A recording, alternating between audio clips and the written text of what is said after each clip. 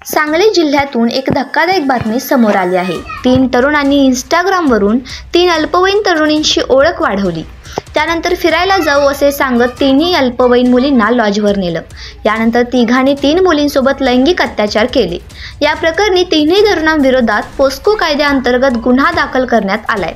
तिन्ही तरुणांना पोलिसांनी बेड्या ठोकल्या आहेत। आटपाडी पोलीस या प्रकरणाची चौकशी करत आहेत।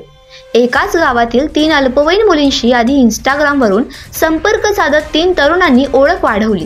त्यानंतर याच मुलींना 3 तरुणांनी फिरायला जाऊ असे सांगत लॉजवर नेऊन लैंगिक अत्याचार केल्याची धक्कादायक घटना सांगली जिल्ह्यातील आटपाडी तालुक्यात घडली आहे। 3 तरुणांच्या या कृत्याचा प्रकार समोर आल्यानंतर पीडित मुलींनी आपल्या कुटुंबासोबत आटपाडी पोलीस ठाण्यात फिर्याद दिली आहे।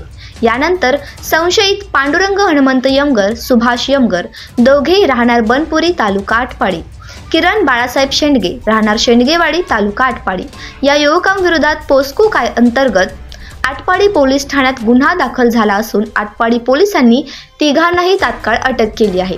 या सगळ्या प्रकाराबाबत पोलिसांनी दिलेली माहिती अशी, संशयित तिघे युवक हे काही दिवसांपासून पीडित अल्पवयीन मुलींचा पाठलाग करत होते। या 3 मुलींशी या तरुणांनी आधी इंस्टाग्रामवरून संपर्क साधत ओळख वाढवत विश्वास संपादन करण्याचा प्रयत्न केला।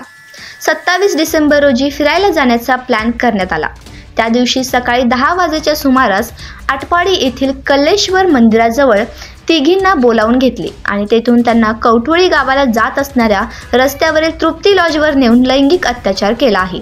मुलींच्या पालकांना हा प्रकार समजल्यानंतर धक्काच बसला।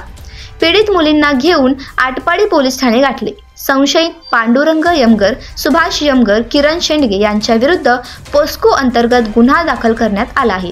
तिघांना अटक केली आहे। सहाय्यक पोलीस निरीक्षक दत्तात्रय कोळेकर तपास करत आहेत।